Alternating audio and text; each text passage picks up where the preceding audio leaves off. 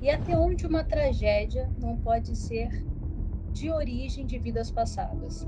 Karmas mal resolvidos, relacionamentos mal resolvidos, e até onde essas tragédias não acontecem por limpeza kármica ou por proteção a alguém que a gente ama muito?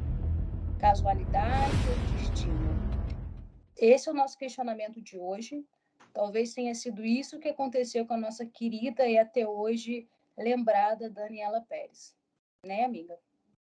É, eu acho muito interessante esse caso, porque é um caso que, tipo, eu tinha acabado de nascer, ele aconteceu. Eu tinha 3 meses de idade quando isso aconteceu.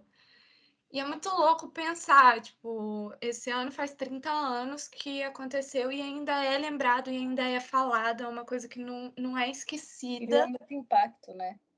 E é uma coisa que chegou a um imaginário coletivo brasileiro muito grande. E eu acho que tanto pelo fato dela ser uma atriz conhecida, da gente estar falando de uma coisa muito importante para o brasileiro, que é a telenovela e tudo mais, mas também pelo fato de que existe muita coisa ali que parece que, tipo, alguns nós ainda não foram desfeitos, algumas coisas ali não encaixam ainda, e que Uhum. tem essa eterna pergunta do porquê que aquilo aconteceu, qual foi a... De parecer uma mentira até hoje, né? É por isso que as pessoas fazem muito uma ligação com a ficção, né? De na época as pessoas terem confundido. Até hoje as pessoas têm dificuldade de entender e acreditar que isso de fato aconteceu, né? Então, mesmo você que não viveu isso naquela época porque era pititinha, você também tem essa impressão, né?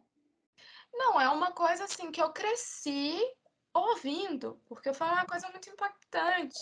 Eu acho que, tipo assim, não só impactou tanto quanto além do fato de que eu sempre ouvi falar pelo fato daquilo ter acontecido num ano muito importante para mim, né, e pra minha família em geral. Então eu escuto muito isso, sabe? Eu escuto desde sempre minha mãe falar da filha da Glória Pérez, que foi morta, e que todo mundo fala até hoje.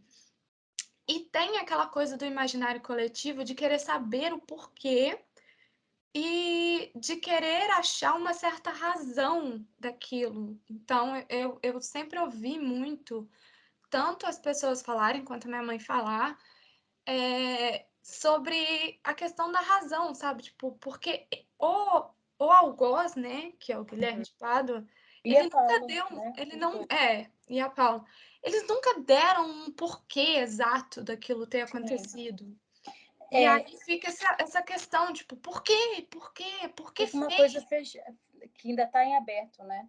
Uhum, Eu vivi muito isso. Todo mundo que gosta, né, de investigação fala que tem um caso assim que a gente é mais ligado emocionalmente.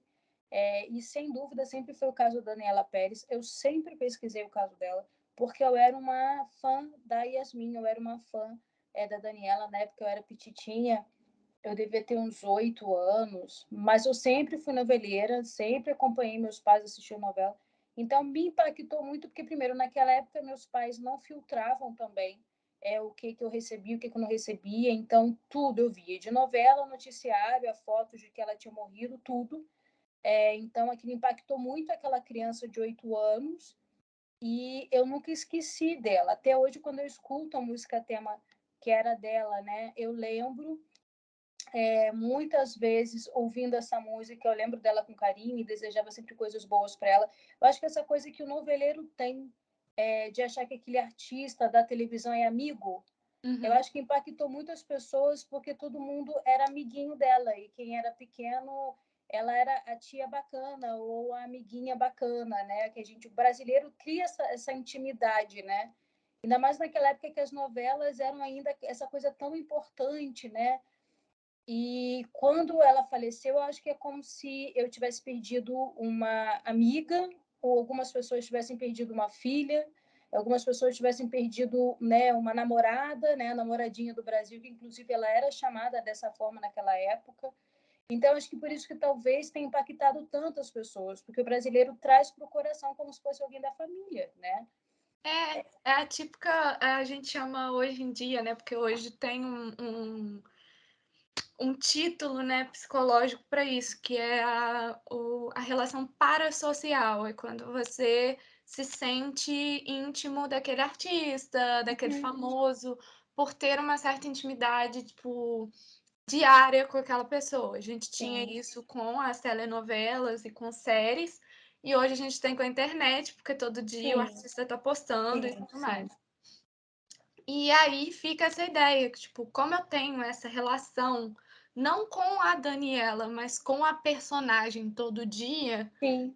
quando ela se vai ou quando alguma coisa muito abrupta acontece com ela, é como se você tivesse Foi o que vivendo aconteceu com a isso. Marília Mendonça, assim, não fazendo comparações, mas, por exemplo, foi uma morte do nada, também muito brutal, e todo mundo ficou de luto, né? Só que ali da Marília Mendonça, a gente fechou um ciclo.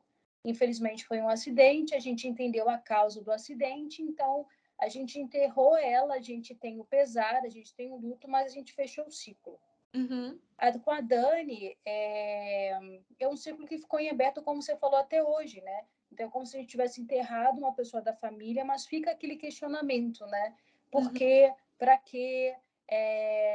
E aí eu acho que é por isso que fica até hoje tanto na cabeça das pessoas, e por isso que o documentário também foi importante, para tentar fechar de alguma forma esse ciclo e a gente poder enterrar um pouco mais esse caso no coração coletivo mesmo, né? No imaginário coletivo, e como pessoas que gostavam dela, a gente merecia merecia entre aspas, né? Porque quem somos nós na fila do pão, né? Mas enfim, um esclarecimento. E esse documentário ele vem muito com a intenção de esclarecer o que aconteceu, esse carinho com o público, vamos botar assim, mas em primeiríssimo lugar de limpar a imagem dela que acabou ficando muito distorcida com tudo o que aconteceu, né? É meio que dar uma versão da família, né? Sim, Tipo assim, até então vocês só escutaram a versão do algoz e da dos algoz. algozes, né? E eu faço E questão você de lembrar os dois, porque é, ela, se você jogar o nome dela no Google, tu nem acha nada dela. E aí fica muita impressão de que ele que matou a Daniela. Não, foram os dois. Eu faço questão de lembrar sempre disso. A família dela é influente, né, da Paula. uhum, E aí simplesmente apagaram tudo dela. Eu que gosto de ver os signos de todo mundo, para você ter uma noção, amiga, eu assisti no documentário, fiquei pesquisando os signos de todo mundo e tal. E da Paula é impossível você saber, porque nem a data de nascimento dela você acha. é muito complicado, né? Porque, tipo Porque a assim, você família tem, dela era de um lado, influente, entendeu? de um lado você tem uma pessoa que era famosa na época, porque fazia par romântico com E ela, exibir. Ele é aquele narcisista exibido, que e, até hoje faz entrevista, é famoso. e aí você tem tudo do cara, e do outro É. você tem, tipo, E nada. dela, na minha opinião, ela também é psicopata. Nela a gente tem uma psicopata que gosta de ficar escondida, que é tipo uma cobra mais traiçoeira ainda, na minha opinião, porque ele, você sabe onde é que tá, porque ele é exibicionista. E ela, se ela pode morder teu calcanhar a qualquer momento, porque você não sabe onde é que a mulher está, né? Mas, enfim, a gente vai começar pelos mapas, né, amiga? Você quer que eu falar um pouco melhor sobre os mapas? Pelo que eu, assim, pelo que eu entendi, os mapas falam muito sobre. O mapa astral deles, né? A Mônica Falam. Bonfiglio, que é uma astróloga, colocou o mapa do Guilherme, da Paula não tem como, porque ninguém sabe quando ela nasceu, Aham. da Dani, do Do Raul e da Raul Glória e da Pérez. E fez Glória. uma leitura, isso que a Meizinha vai falar agora, em cima dessa leitura que a Mônica Bonfiglio fez. Obrigada pela introdução. Pelo que eu entendi dos mapas, é que, tipo assim, ela fez um mapa natal, Uhum. né, da Daniela, e fez um mapa do dia da morte. E eu achei maravilhoso ela ter feito esses dois para ter uma certa noção, tipo, qual era o destino que tinha à frente da Daniela e o que aconteceu durante o dia que poderia, de certa forma, ter evitado a tragédia ou não, né? E aí ela explica muito nesse mapa que, tipo, no dia do acontecimento, foi um dia muito travado pra Dani. E, tipo, o mapa dela se torna um mapa muito travado. Então, diz ela na análise de que muitas coisas aconteceram para que evitasse com que ela fosse trabalhar nesse dia, mas é uma coisa que ela até estava brincando com a Carol hoje, o trabalhador brasileiro não tem essa opção de se evitar de trabalhar. Uhum. Então ela teve que sair e fazer o trabalho dela, então, tipo, o carro não ter pegado, ou ela ter acordado com uma certa dor de cabeça, algo que fizesse com que ela pudesse travar Tá com esse dinheiro alto, acontecimento. né, na bolsa, ela poderia com isso ter pensado, tipo, putz, melhor eu passar em casa, de repente passando em casa poderia ter facilitado, desencontrado, né, esse É. destino que acabou acontecendo. E assim, mostra muito essa questão de que a Dani, ela tinha uma certa, Dani, olha eu chamando ela de Dani. É, intimidade. Todo mundo chama ela de Dani, né, tipo, é como se fosse uma grande amiga do Brasil, né. Sim.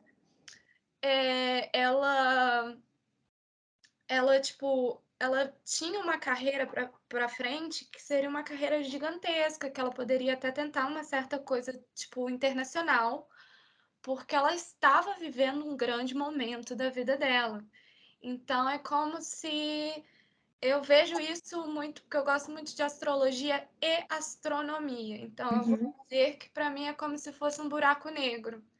Porque todo mundo fala que com uma estrela, quando ela morre, ela brilha o seu máximo para depois ela morrer. Então eu vejo muito isso, sabe? Quando eu vi ela falando isso, de que a Dani estava num posicionamento astrológico tão grande, que ela estava brilhando muito, eu senti essa ideia da supernova, sabe? De que é uma estrela que estava prestes a morrer mesmo. Então ela brilha o seu máximo para depois ela apagar. E aí, quando ela apaga e suga, né? Vira um buraco negro. E aí é que eu vejo o desenrolar dessa morte, né? Que aí é quando ela começa a sugar como um buraco negro. Deixa rastros, né? Dor, essa empatia que até hoje o público sente, essa necessidade de reparação, né? Que até hoje o público sente. E aí fala, o fato de falar também que no mapa astrológico, e todo mundo sabe que ela era leonina, então Uhum. isso pega muito, porque leão é sol, Muito sol, carismático, estrela. né? Então, é essa coisa, né, de brilhar o seu máximo e tudo. E o fato dela ser leonina também mostra muito essa questão dela ter Brilho, né? aparecido e Uhum. brilhado dessa forma, que foi uma coisa que eu achei muito interessante.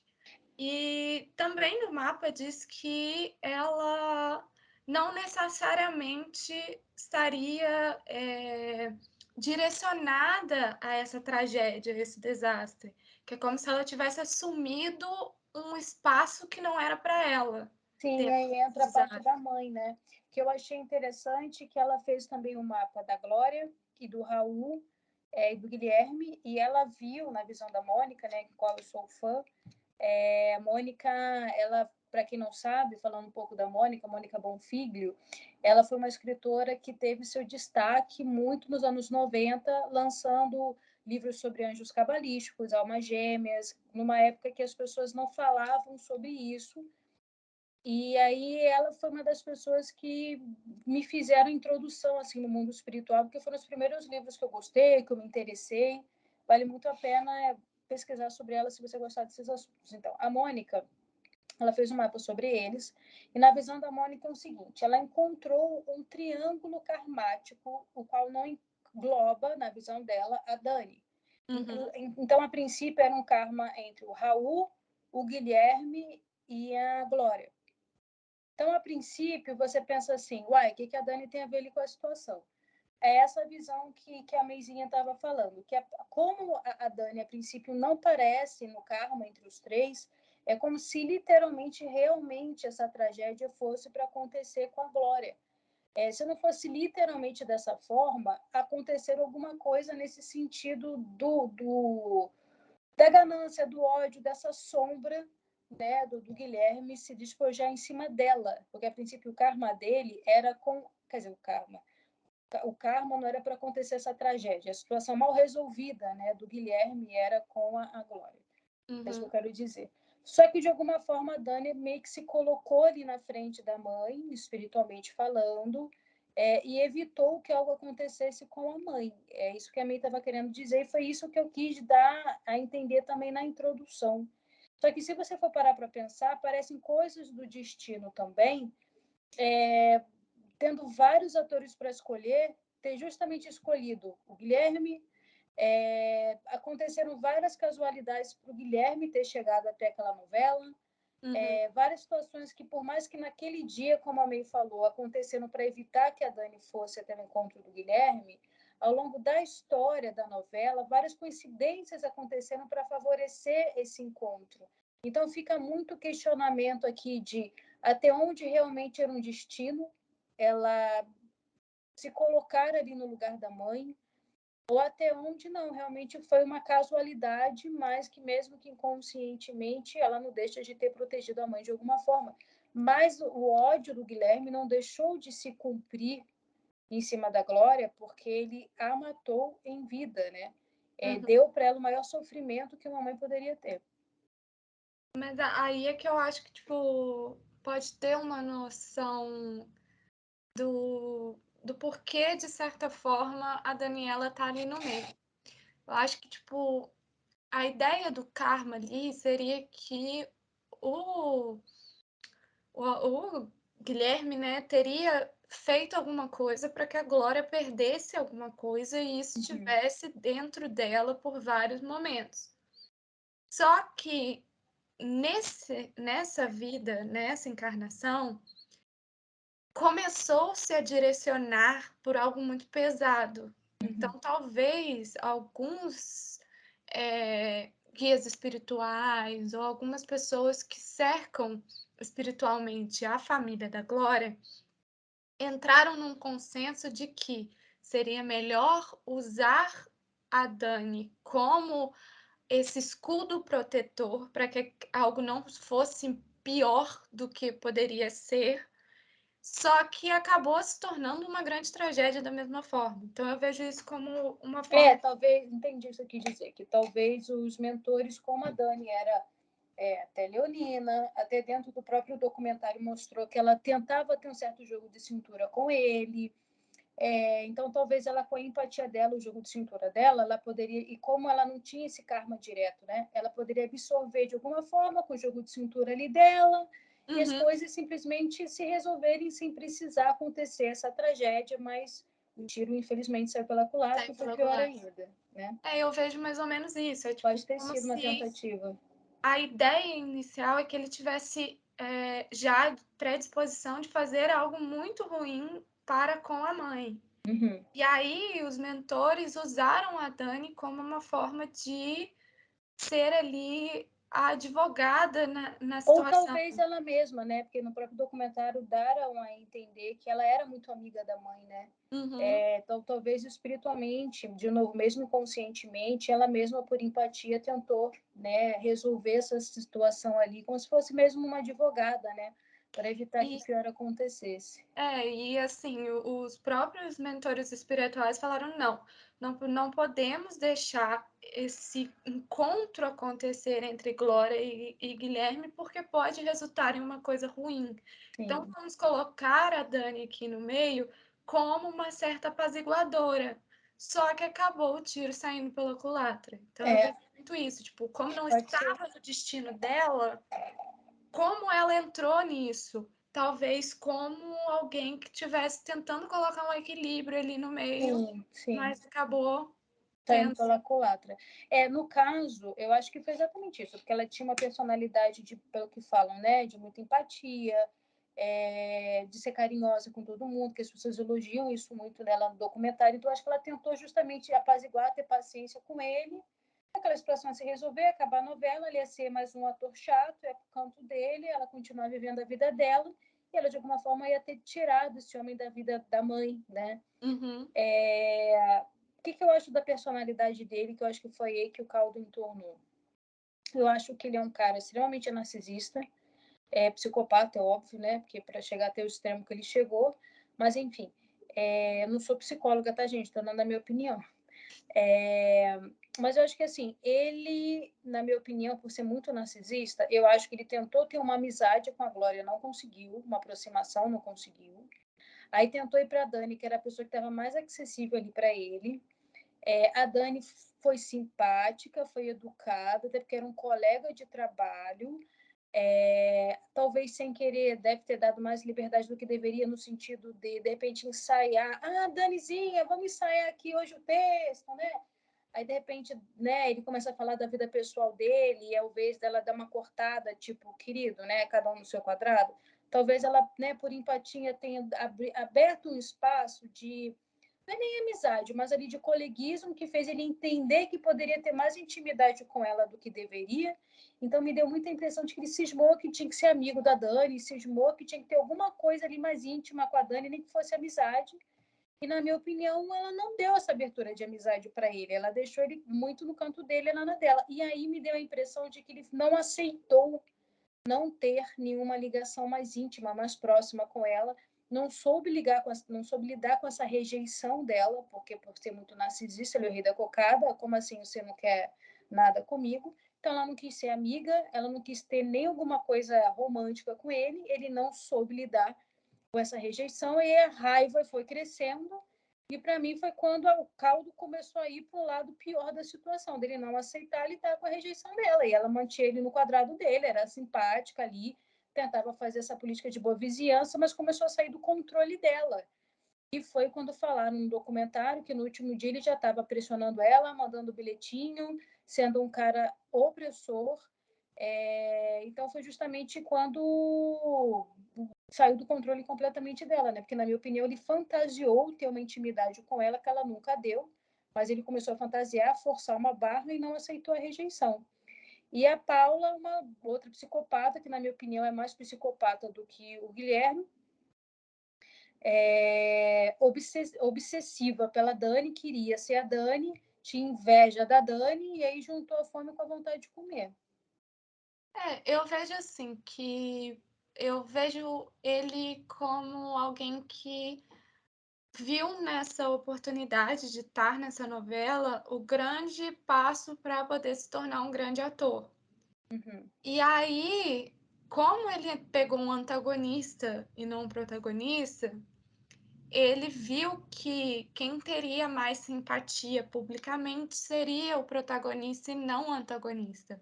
E como uma pessoa, eu também vejo ele uma pessoa psicopata e narcisista, com a ideia dele de ser esse grande ator ou de se tornar o grande ator, ele queria sair dessa novela com louros da vitória para que ele pudesse ter grandes oportunidades depois que essa novela terminasse.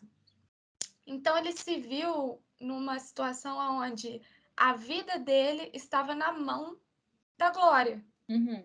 porque ela que daria o final para o personagem dele, que poderia dar a ele vários louros da vitória ou não. E ele tentava de tudo quanto é jeito fazer com que a Glória desse o fim ao personagem dele da forma que ele achava que seria importante para que ele pudesse crescer. E aí é que ele começou a importunar a Daniela para que ela pudesse falar com a mãe para que desse um novo rumo para aquilo. Tanto que também falam que ele fazia enquetes para dentro Uhum. é, Aí vem o do próprio narcisismo dele, estúdio né? Achar que pode mudar a opinião da própria autora. e do público, né? É. Porque ele fazia enquetes e tudo mais, e o pessoal ficava assim: não, esquece, Guilherme, essa novela foi toda produzida para que o seu personagem fosse o antagonista e ela terminasse com o protagonista. Uhum. Mas ele fazia de tudo, por quê? Porque ele sabia que se ela terminasse com ele, ou se o personagem dele caísse na simpatia do público, seria muito mais aberto para que ele conseguisse um novo personagem muito bom em outras novelas e assim acarretar a carreira dele. Então ele se viu, tipo assim, ele colocou um peso muito grande em cima da mão da Glória, que seria tipo assim, a minha vida está na mão dessa mulher, porque a minha vida é ser ator e um ator famoso. Ele é completamente fora da realidade, né? Porque quantos atores não aconteceram de sair de novela e tal, e depois, né, fizeram outros personagens. Era a primeira novela dele, sabe? Assim, ele é muito fora da realidade, né? E tem um vídeo dele, recente, dele pedindo perdão para a Glória, né? que Uhum. fala que ele, que hoje em dia ele é crente, não é? É, ele é pastor de uma igreja Pastor. evangélica. E aí fala, né, que ele, na época que não era pastor, quando ele ainda acreditava, né, em espiritualidade, que ele tentava alguma comunicação com ela dentro da cabeça dele, né? E para mim isso me fala muito ainda disso que eu te falei. Ele é tão fora da realidade que mesmo depois dele ter matado a menina, ele continua tendo tentando ter alguma ligação especial com ela, entendeu? Não, eu tenho alguma ligação especial com a Dani, eu sinto eu sinto muito na aura dele essa coisa, né? Eu sou tão soberbo que eu, obviamente, eu tenho uma comunicação, se bobear, até espiritual com a filha da escritora da novela. Eu não sou qualquer um, sabe? Eu tenho uma coisa espiritual com essa menina. Aí ela veio, foi muito simpática, muito educada, mas, querido, fica você do seu canto, eu do meu, você dá licença.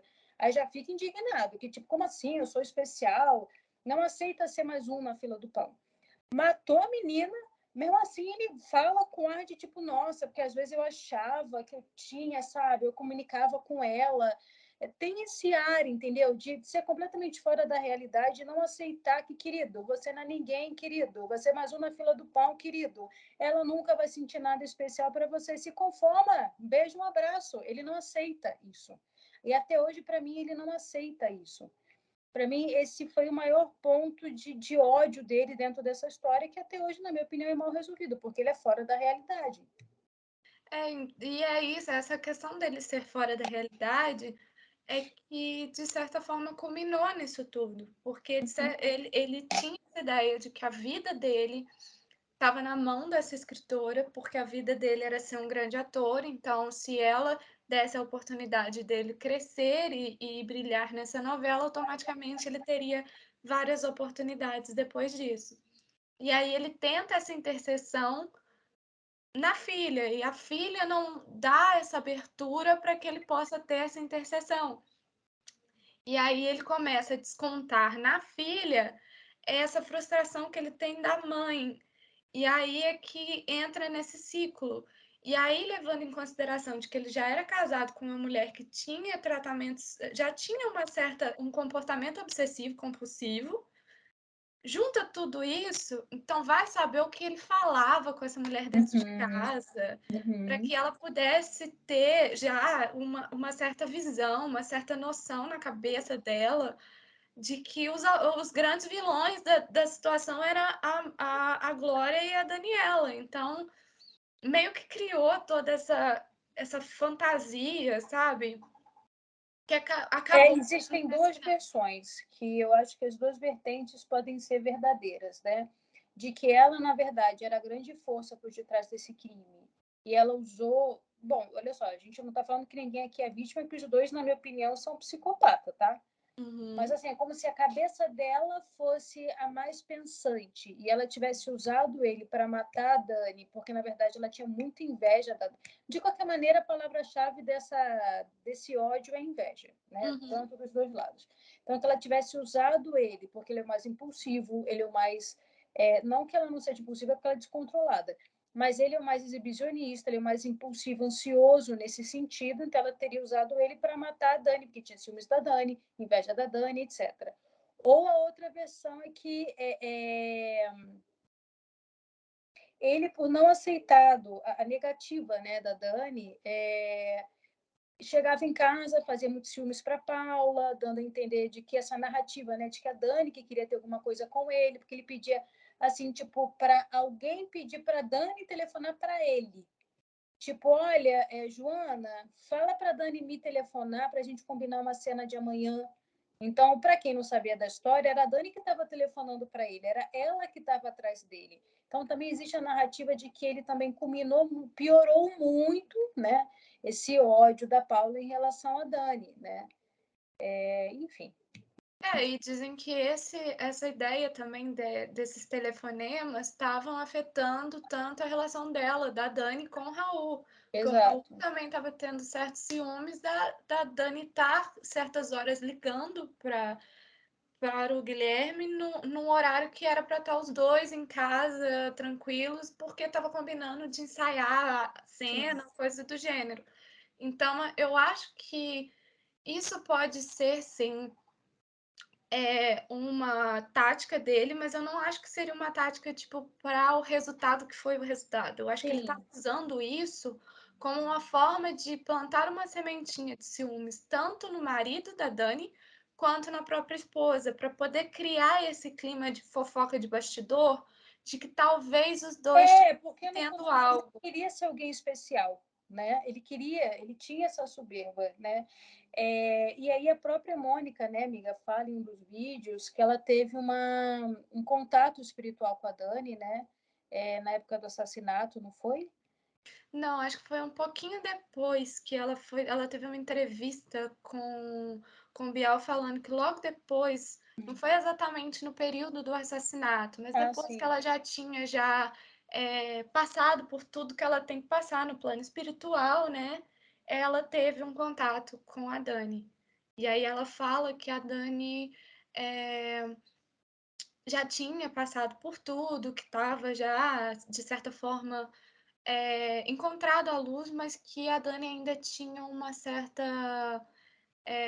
Ela ainda estava muito decepcionada porque ela sabia, indignada porque ela sabia que não teria É justiça. uma inquietude, né? É, e aí ela fala nessa entrevista com o Bial que ela sabia que não iria ter justiça, que ele iria ser solto e que ela queria que tivesse essa justiça. E isso estava, de certa forma, deixando ela inquieta no plano E que, espiritual. na sua opinião, né, amiga, você falou que eu achei muito, muito boa também a sua opinião, que de alguma forma essa inquietude dela até hoje pode, de alguma forma, motivar a mãe, né, a buscar a justiça, limpar a imagem dela, né, porque assim, se elas realmente têm essa amizade toda, espiritual, inclusive, realmente elas devem ter uma conexão muito grande, né? É aquela coisa, né? Todo mundo sabe que os nossos entes queridos morrem, mas eles continuam em volta da gente. Então, eu sinto que a Dani, depois de ter passado pelo processo todo lá no plano espiritual, ela teve a oportunidade de novo voltar a estar perto da mãe. E como ela ainda tem essa inquietude, ela transmite essa inquietude para a mãe, sabe? Tipo, essa indignação, essa vontade de fazer a justiça acontecer. Porque eu vejo também que ela pode estar espelhando na mãe, assim como todos nós temos a nossa mãe, né, e o nosso pai Uhum. como aqueles que lideram o caminho para que a gente possa seguir. Então, a gente vê neles o grande símbolo de confiança e força. Então, acho que ela, mesmo estando num plano espiritual, ela ainda tem essa ideia, sabe, de que minha mãe é o meu símbolo de força. Então, se eu estou inquieta, minha mãe vai fazer acontecer por mim. Ela tem que fazer isso ela pode fazer isso por mim, né? Sim, e aí eu vejo isso muito na Glória. Essa inquietude é uma inquietude que ela passa para a mãe, sabe? Tipo, por favor, mãe, faça a justiça acontecer, porque eu não estou feliz com tudo que está acontecendo. E Uhum. eu preciso que as pessoas entendam o meu lado, que as pessoas vejam que eu sou a vítima aqui e tudo mais. Então, eu acho que nisso ela traz esse sentimento para a mãe.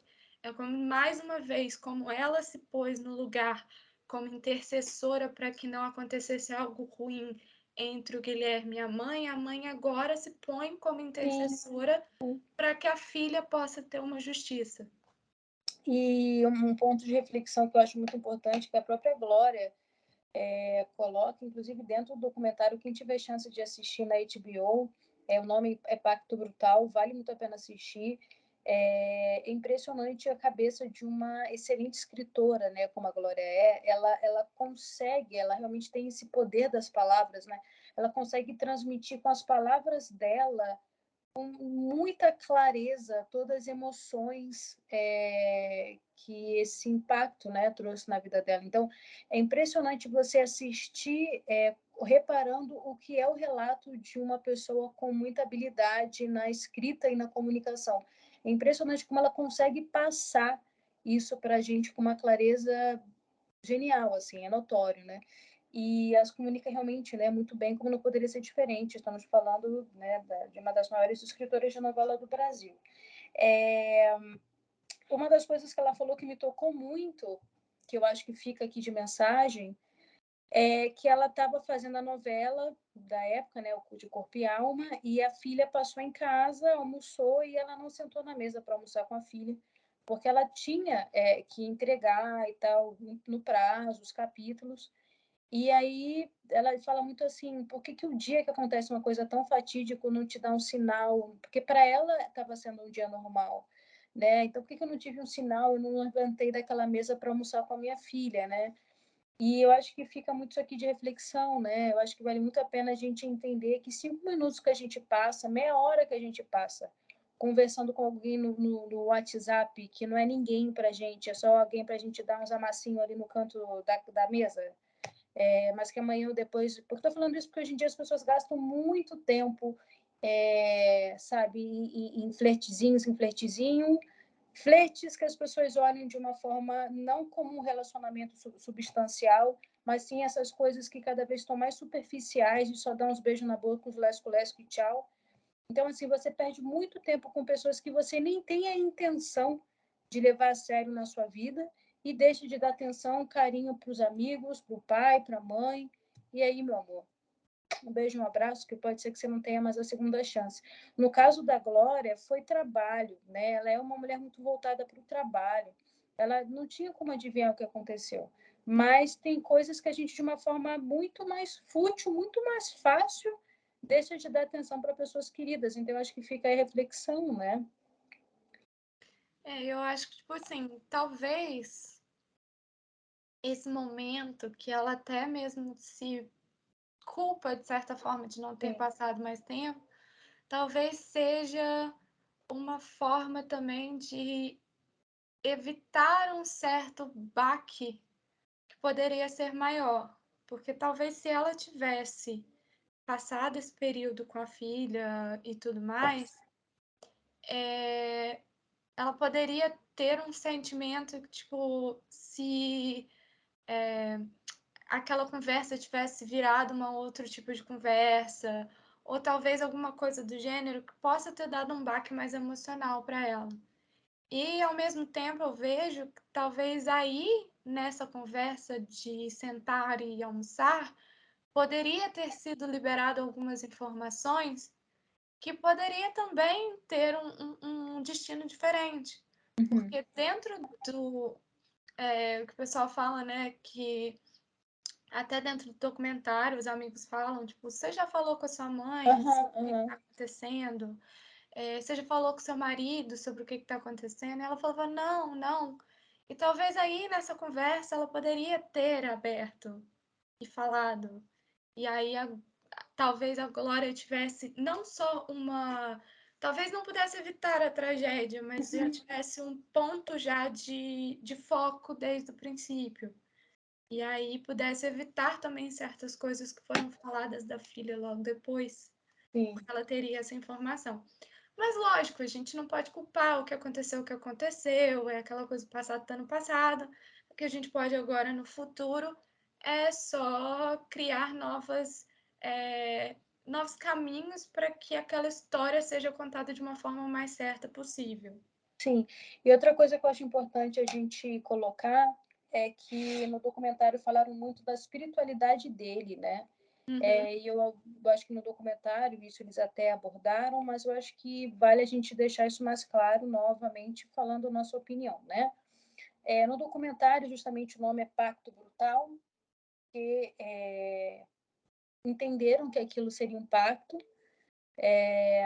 e falaram muito da espiritualidade dele, de que ele andava com uma entidade, que ele doutrinava muito aquela entidade. Eu ouvi falar, amigo, uma observação, eu já vi uma entrevista do Raul Gazola dizendo que sonhou com a Dani e Uhum. que ela estava tranquila no sonho.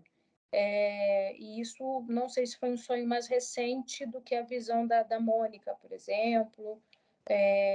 Eu acredito que ela esteja tranquila no modo geral, mas que ainda tem essa ferida que precisa ser resolvida, e isso é para lá de compreensível, né? É. Se eu fosse um espírito, eu já tinha empurrado esse homem da escada, provavelmente. Eu acho que realmente ela é um espírito de luz, porque se fosse eu, sei lá, né? Porque dá para compreender, né? Pelo amor de Deus. Mas o que eu ia falar é o seguinte: as pessoas falam no documentário que ele admirava algumas imagens e que a Paula louca andava com uma imagem que ficava olhando para ele no palco, como se a imagem ficasse assistindo ele fazendo o espetáculo. E algumas pessoas falaram que era um preto velho, e outras pessoas falaram que era uma outra entidade feminina. Mas no próprio documentário falaram, e eu quero deixar isso claro, porque o nosso país tem muitos preconceitos culturais, e eu quero deixar claro que isso não tem nada a ver com Umbanda. Umbanda é uma religião de luz, de amor, de caridade, igualzinho kardecismo mesa branca. É igualzinho. A maneira de expressar é culturalmente diferente, mas ambos são de amor e caridade, certo? No próprio documentário eles falam que as imagens eram ocas, então ele poderia estar ali com uma imagem de Nossa Senhora da Aparecida com alguma coisa dentro. Então a entidade que estava fora era uma fachada. O que na realidade ele admirava é o que estava dentro. O que estava dentro, eu não sei te dizer, mas pelo que tudo indica, pelo ritual que ele fez, devia ser alguma coisa, né, de magia negra, essas coisas que não tem nada a ver com Umbanda, nem com kardecismo, nem com catolicismo, nem com, o que mais, amiga? Com evangélico, nem com nada que fale de amor e luz e Deus e Jesus Cristo. Que isso fique muito claro, né, amiga? Sim, porque tem muito essa questão da. É uma visão muito elitista que a gente ainda tem nessa sociedade, de que só o europeu, o cristianismo europeu, é o lindo, é o belo, é o limpo.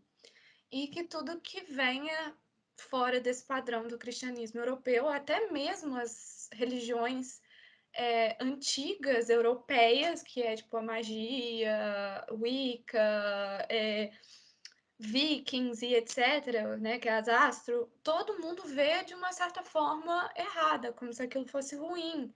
Então, só o cristianismo europeu branco é o cristianismo puro. E não, gente, não é isso. Todas as religiões têm a mesma ideia de caridade, de prosperidade, de paz espiritual. Tudo isso todas as religiões falam.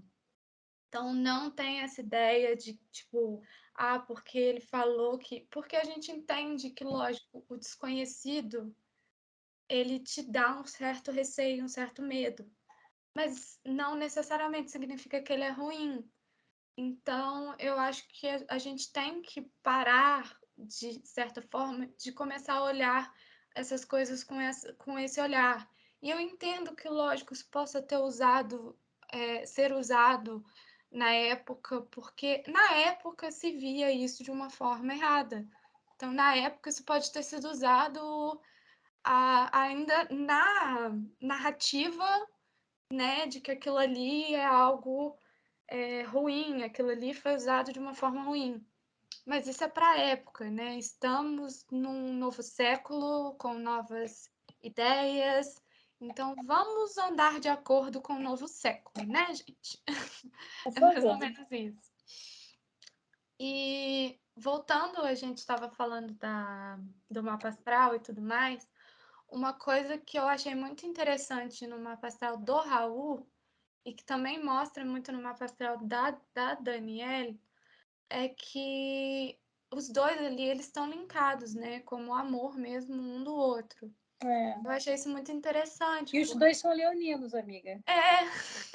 Só que ele é muito mais leão que ela, né? Porque ele Eu tem fiquei leão em tudo. apaixonada, eu fiquei apaixonada nele no documentário, assim, tão bonito, sabe? Como ele era protetor com ela, como ele era. Porque assim, antes a gente tinha empatia por tudo que aconteceu e por ele ser um ator muito bom e ser um homem muito bonito. Então a gente já, né, já cria uma empatia ali. Mas é encantador, né? A maneira como ele foi homem, ele foi companheiro dela, a maneira como ele lidou com o luto, tudo muito, muito leonino, né? Com as suas intensidades e fúrias, mas muito Né? bonito de se ver, assim, só aumentou a minha admiração por ele, né? Eu vi um podcast dele há um tempo atrás, E eu acho muito bonito a forma passional que ele fala dela, Sim, sim, sabe? Quando ele fala dela, você vê todo aquele sentimento transbordar. Então sim, é uma coisa assim que ele eu acho que é um sentimento que ele vai carregar pro resto da vida mesmo sim. e não importa quem chegar na vida dele, não vai ter espaço, porque a Daniela é o espaço principal ali. Eu acho muito bonito isso dele. E também a forma de que ele ser um leonino de tudo, né? Ele é leonino, Leonino raiz, né? leonino raiz, assim, você vê o mapa astral dele é leão, assim, loucamente.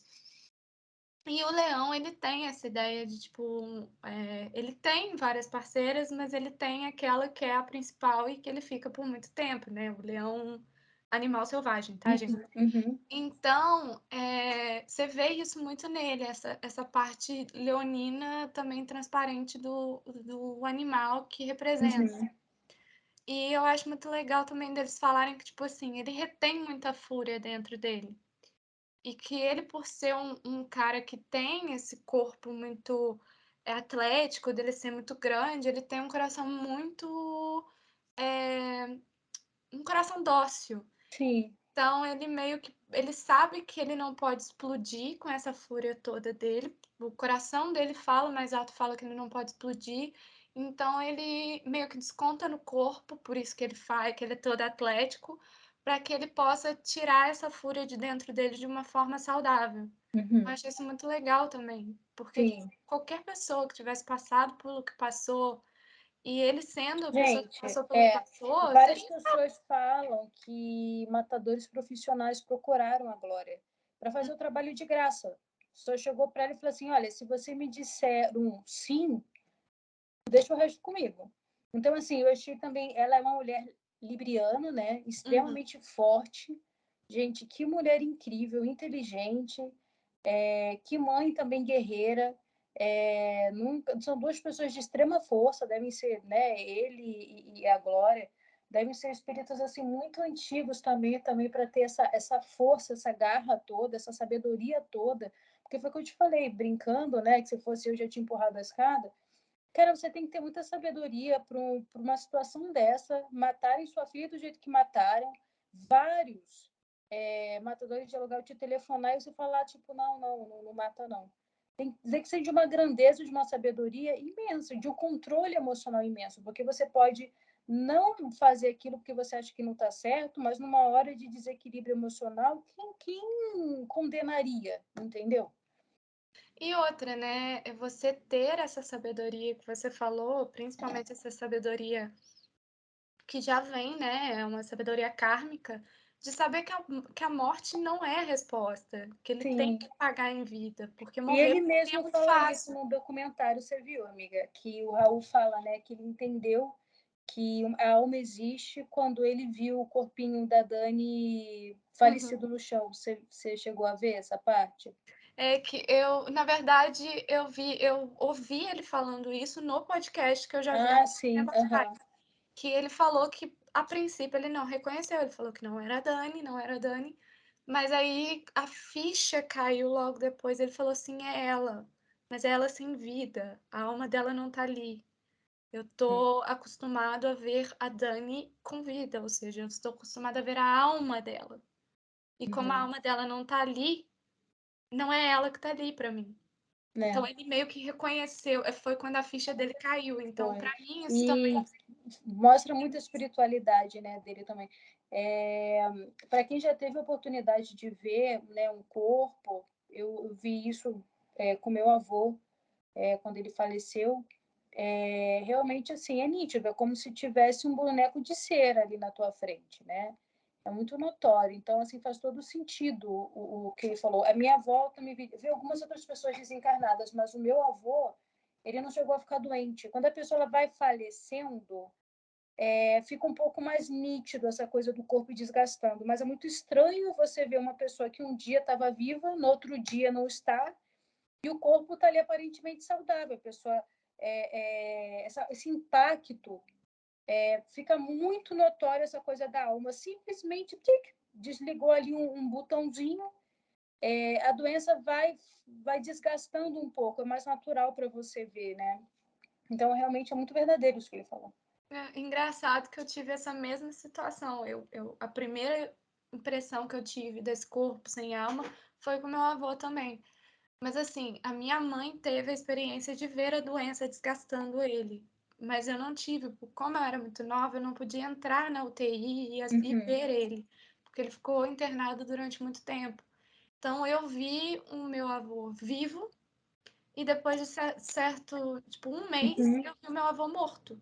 Então, para mim, é como se eu tivesse visto uma pessoa e depois visto um corpo. E aí eu não tive essa conexão. Então, quando eu vi ele, eu vi um boneco, eu não vi ele. É, muito louco, E né? aí eu consigo ter essa ideia. Quando o Raul falou isso, foi a primeira coisa que veio na minha cabeça também. Falei, não, realmente, quando você vê uma pessoa sem vida, você não a reconhece, porque você está acostumado a ver ela com vida. Então é muito, muito louco essa ideia. E realmente é uma coisa que você E o que a gente precisa. está falando aqui, gente, não é nem daquela coisa de tipo, claro, que não reconhece, a cor da pessoa está diferente, às vezes, dependendo de como a pessoa faleceu, ela fica até um pouco inchada. Não, a gente está falando daquela coisa imediata, tipo assim, 10 minutos depois da pessoa ter desencarnado, a pessoa ainda está muito parecida com o que ela estava em vida, mas você olhando para a pessoa nitidamente, ele é um boneco. Não, não é mais a mesma coisa, é nítido. A pessoa não está dormindo, fica notório que a pessoa não está dormindo. Mesmo que a cor esteja tudo igual, tudo igual. Você olha para a pessoa, falta alguma coisa. Tem um Falta brilho brilho, diferente. Oi? falta brilho. Falta o brilho. É como Saiu se, a alma dali. é como se a pessoa tivesse se tornado opaca, né? Ela meio que, É, como se a luz mesmo apagasse. muito louco isso. É muito doido isso.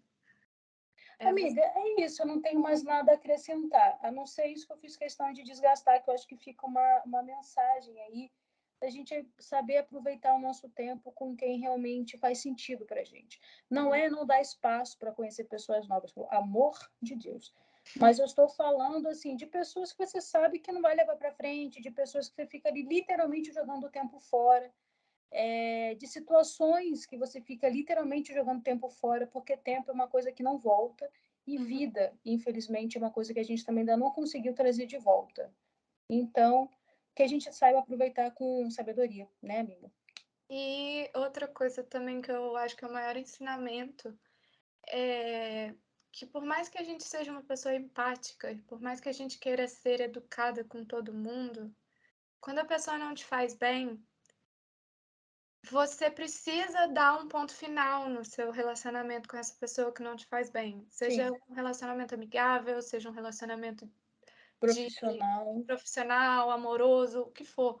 Se você se sente numa situação que você se sente angustiada dentro dela, você precisa botar um ponto final.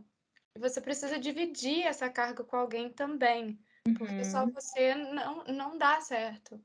Então, eu acho que uma das grandes lições que eu já vivia uhum. já por esse lema, mas também é uma das grandes missões, uma das grandes lições que eu peguei. É isso, é que, tipo, se alguém não te faz bem, dá um ponto final e divide isso com alguém também, Uhum. porque você precisa Até por saber proteção mesmo, né? quem tá ali por você e quem tá ali contra você, né? Uhum. Mais ou menos isso. Uma coisa que eu queria acrescentar, amiga, que eu acho que a gente não falou, a gente nem ia falar disso a princípio, mas já que a gente já está aí com um negócio de quase 2 horas, vamos. O que é 10 minutos para quem já está 2 horas? Que eu acho muito importante também. Na minha opinião, a Dani também foi vítima de feminicídio. Uhum, Pelo menos pela mídia, com certeza ela foi. Que a mídia o tempo todo colocou a imagem dela como Yasmin, agarrando lá, que a personagem dela tinha um caso amoroso com o personagem do assassino, né? Então, assim, pegaram cenas, né, que os dois estavam ali juntos para encaparem capa de novela, capa de revista, mídia, arará. Para mim, isso não deixa de ser um feminicídio. Isso não deixa de ser uma agressão à imagem dessa mulher. As pessoas estavam o tempo todo induzindo que ela tinha um caso com ele, meio que justificando, tipo, mas por que ela também estava fazendo ali nas moitas com ele também? Isso é feminicídio.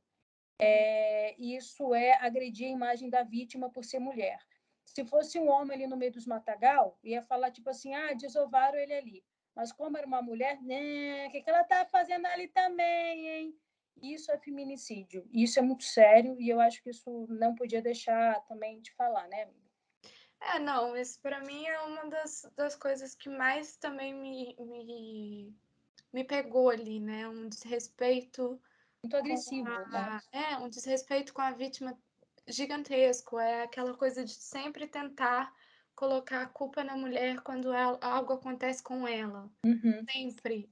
A culpa nunca é da pessoa que fez aquilo com ela, é sempre uhum, dela que deu alguma razão para que aquilo acontecesse. sim, E é aquela coisa da eterna busca da razão sobre tudo. Mas quando alguma coisa acontece com a mulher, a razão é sempre a mulher. uhum. Então, isso para mim é um desrespeito gigantesco. A Dani foi vítima de feminicídio, sim, pelo fato de que, tipo, é mais fácil matar essa mulher do que eu tentar fazer alguma coisa acontecer por mim. Ou o fato justamente de alguns homens até hoje terem dificuldade de lidar com negativa, né? Então, talvez se fosse um homem dando uma negativa, não teria chegado, porque ele furunfunfava também com todo mundo. Se Uhum. fosse um homem negando ele provavelmente não teria tido essa audácia, esse absurdo todo que ele fez. Mas como ela era uma mulher, frágil, talvez tenha doído mais essa negativa dela, né? Ou seja, morreu por ser mulher, mais uma das razões do feminicídio, né? Então, Hum. sim, eu sou muito a favor disso. E eu acho que eu também vi nesse documentário de que muitas ativistas na época que já tinham essa ideia já do feminismo, né, do fato de estarem culpando a vítima por ter acontecido tudo, foram unânimes em certas questões do processo dela. E tá aqui a minha eterna gratidão por essas Sim, mulheres, né? sim, E por causa delas que hoje eu sou quem eu sou. Então, muito sim, obrigada a elas. sim. Né? E muito obrigada também a Dani, a Glória, o Raul, né, Uhum, por terem trago. Estou agradecendo a Dani, porque eu concordo com você, eu acho que ela espiritualmente faz parte disso, de terem trago toda essa verdade à tona, esse documentário à tona, porque eu sempre gosto de ver também a história do outro como um aprendizado para a gente. uhum. Então, muito obrigado também por terem trago esse aprendizado para a gente, né? Da gente ter tirado todas essas lições, infelizmente, dessa tragédia, mas que, né, a gente tem a possibilidade de evitar aí tragédias futuras, se Deus quiser, e a gente poder sempre lembrar dela com esse carinho, com toda a honraria que ela merece, todo o respeito que toda essa família merece, né? Né? E por causa deles, hoje a gente tem leis Sim, diferentes das leis de antes, né? Então, acho que, tipo, toda essa força, né, que acabou criando pela indignação coletiva e que a mãe pegou para ela e falou: não, eu vou fazer acontecer, que fez com que a legislação pudesse mudar e que o país hoje tivesse uma legislação um pouco diferente da que era antigamente. sim, E que o réu primário, nesses casos, não sejam considerado, porque é homicídio mesmo, e mesmo que isso não mudasse o processo da própria filha, ela fez isso porque ela queria que mudasse alguma coisa nesse país. Então, sim. Por isso mais eles uma sempre vez, merecem todo o nosso respeito e carinho, né? é, É isso, né, amiga? Você quer acrescentar mais alguma coisa? não, Meus amores, então desculpem pelo podcast enorme, de uma hora. que a gente é muito faladeira mesmo. É um caso que mexe muito comigo, né? Então acho que também não poderia ser diferente, eu iria acabar falando muito também. Meus amores, um beijo, fiquem com Deus, se cuidem, viu? Muito amor, muita luz aí pro caminho de vocês sempre. Se tiver alguma sugestão de tema, a gente está sempre aqui à disposição. E qualquer coisa é só chamar a gente, tá bom? Um beijo, meus amores. Fiquem com Deus e muito obrigada. Beijo, um ótimo final de semana e uma boa primavera, porque a primavera começou agora, uma boa primavera para todos nós. Tchauzinho.